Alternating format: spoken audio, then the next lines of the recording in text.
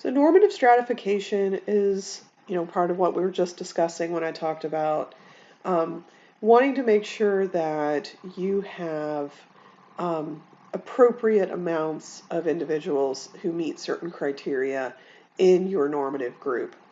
And so it's not just enough that you have 2,000 kids, for instance. You want to have, out of those 2,000 kids that are your comparison group, you want to have enough that are the appropriate ages. And so let's say you have 2,000 people in your sample and you have a sample of 300 who are 9 years old. Well, out of those 300 that are 9 years old, then you're going to want to break them up by ethnicity or race. And so you look at the US Census, which is what most of them do, and then you allocate, well, this percentage need to be from this racial group or ethnic group, and this percentage need to be from that one. And then sometimes they'll even break it down to, and then the socioeconomics. Sometimes they'll break it down to mom's educational level. Like there's all kinds of ways that they can stratify the normative sample. The one that I don't see, though, that would really be very helpful for English language learners has to do with acculturation. They're not really necessarily stratifying the different versions of the multiple linguistic versions of the test based off of how long the child has been in the United States and how similar they are to other kids who've had a similar United States school experience but do not have English as their first language. So if a test is biased, whatever the reason, you're actually testing something other than the construct you want to examine. IQ and achievement tests should measure IQ and achievement. They should not be tests of English language proficiency. So this right here, this is just this thing called the CLIM, wherein that when you sit down and you're trying to decide which tests are going to be more valid when you're giving them to someone for whom English is not their first language, the ones that are high in culture and high in language, are going to be the ones that are probably going to have the most validity concerns. And the ones that are low cultural language, are going to be the ones that have the biggest issues with, the least issues, and you can have the most trusted in terms of validity. So we've talked about this before in the IQ class, but I think it's important for us to talk about it in the achievement class as well. Low in achievement would be something like math calculation, whereas high would be something like reading comprehension. And so this is a really important thing to think about in terms of if a child is performing very poorly on a math calculation test, that to me is going to be a bigger indicator that they may actually have a math calculation problem than if a child is performing equally as poorly but it's on a reading comprehension test. And that is because the fact that they're not doing well may be more influenced by their cultural and language background on the reading test and should be more due to the fact that they don't know the content on the math test. And so when you are weighting this data and making professional judgments and decisions about how usable are these scores, remember, the further you get away from what the normative group looks like, the less usable the scores. It's not just how different is this kid from the norm group, but how does this subtest, how likely is it to have more bias embedded in it too? So let's talk about some achievement tests. Um, so there's just some normative assumptions that your kid is going to look like the sample, that the kid has had a chance to learn this content, that the language that they learned the content in is the same language that they're getting tested in, and that the kids have had a chance to practice the skills that are demanded by the test. You're trying to make sure that your test is measuring what they know how to do and not just the fact that they've had plenty of practice in doing it. So native language achievement, most non-English normative tests are really just in Spanish. So here are a few examples. The batería. So batería is the cognitiva, which we've already talked about, but the pruebas de aprovechamiento, which is the achievement version of it. The Bracken really is more of a curriculum-based measurement. The PBBT and the YCAT, The YCAT and the Dial 3 are both for little kids, and so it's kind of nice to the fact that we have an English and Spanish version. And then the Dibbles has a Spanish version. There's also there's only two achievement tests that are bilingual, which means that the child can answer in English or in Spanish, and that's the receptive and expressive one-word picture vocabulary tests. There are no strictly nonverbal achievement tests out there. So it's not like IQ World where you can just give a nonverbal IQ. But the one test, again, that we can think of as being the most nonverbal is going to be math computation. A lot of times, math looks the same no matter what country you come from. So then the non-English and non-Spanish achievement tests, there's just not, I don't know of any out there that exist that you can purchase through the US market. So here's something to consider. There are French achievement tests and Swahili achievement tests and all those things. And these tests are often found in the country from which that language is common. So with that in mind, Pearson, if you go to pearson.edu, you're going to get a different list of tests than if you go to ca.pearson.edu. CA is going to give you the Canadian tests that are available, and lo and behold, you're going to find the French Canadian version with French Canadian norms, and then you have a French achievement test. There's not necessarily going to be a French achievement test available at pearson.edu. You're going to find this only at the country that you're looking at. It's the same thing if you have somebody come from Australia and they speak English. There's an Australian normed version of those tests. You go to au.pearson.com. You're going to find the Australian normed versions of these tests. And so it is entirely possible for you to find tests for kids that were based on and created for and in multiple languages from different countries, normed in different countries. You just are not going to be able to find them just by going to the normal website version. But a lot of times what you end up doing if there's no normative test available is just making your own. So when I had a child for whom, what was he? He spoke Samoan. There were no Samoan translators. There was just no option for me to have any Samoan options of any sort. So I didn't even begin to know where to go in terms of getting Samoan options. I was able to get math because math is easy.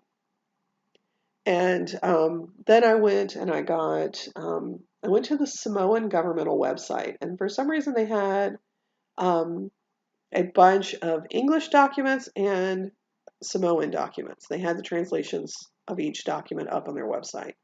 And I pulled off documents and then I went into the Microsoft Word, and it will let you see what the grade level for that reading is. If I'll say, well, this passage is at the 6th grade reading level or the 7th grade reading level or whatever.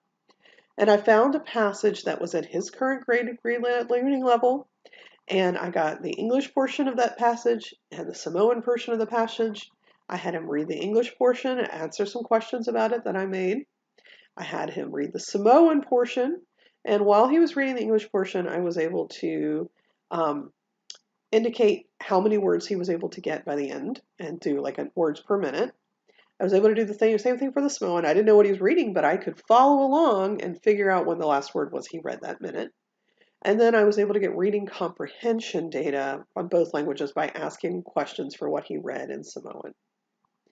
And so I didn't have the questions in Samoan. I read him the questions in English, but he had read the passage in Samoan.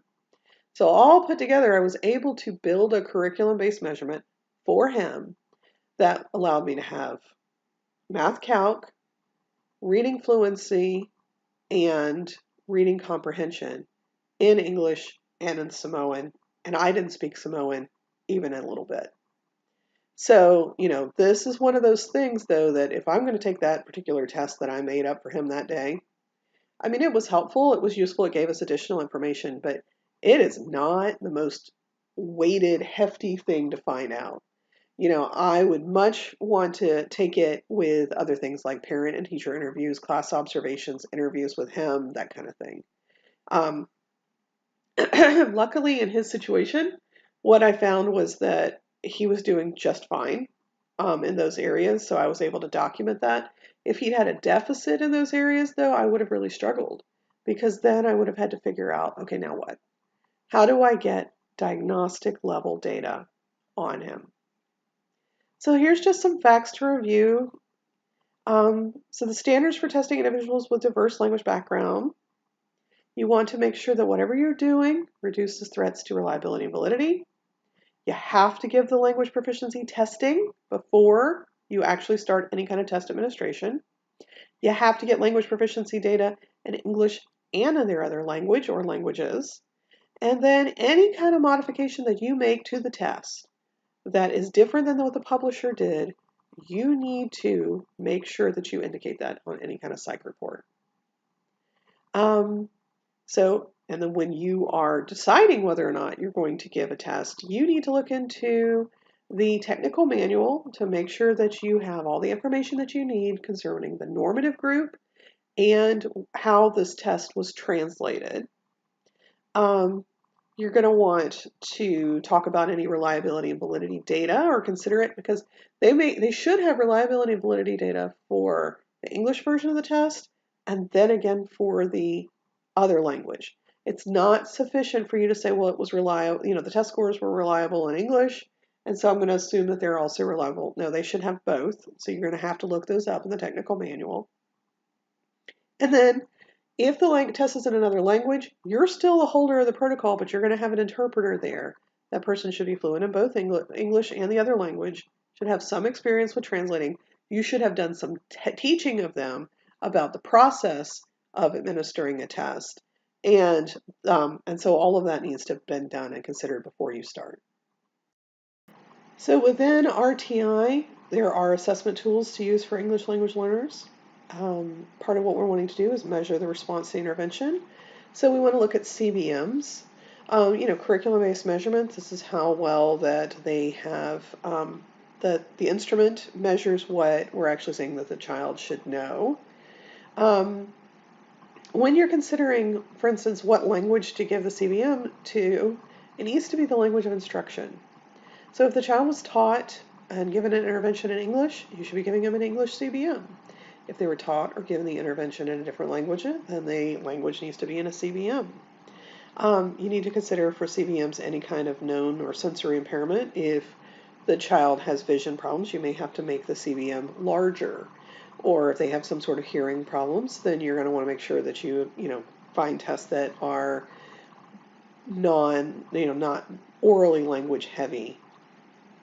You're also going to know about things about their formal instruction and things like that and how often the child has moved.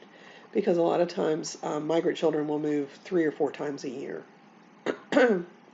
You also want to look at the child's level of acculturation, English language proficiency, what skills do they need that may have nothing to do with it. So things like, do they have to be able to hold a pencil?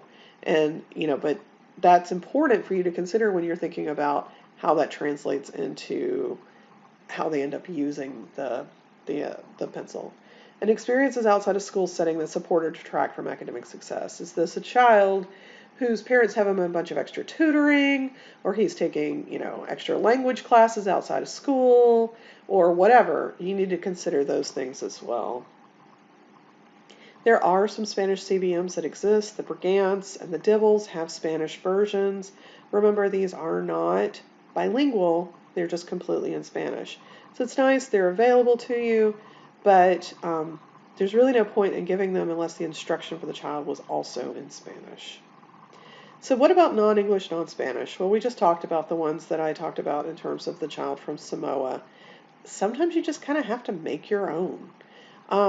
Sometimes they may exist. Again, this is when you start looking for basal readers from different countries. I just happen to find the Samoan website very helpful, and they happen to be at his reading level. But if you have a child who's reading at a first or second grade level, there are there are texts that you can order in these different languages that are the ones that are used to teach kids how to read. There are publishers that exist on these. And so, particularly if you have a large group of any particular cultural group, let's say that you're in a place that has a large Korean population, it's worth your time to find out what tests are available in Korea and order some Korean versions of both normative tests and curriculum-based measurements. So you got to make your own CBM. You got to figure out what is the most important thing that you're measuring, what is typically expected of the child, not just in terms of content, but also how and the skills used and the methods used to answer these questions. And you don't want to have things that are way too easy or too hard.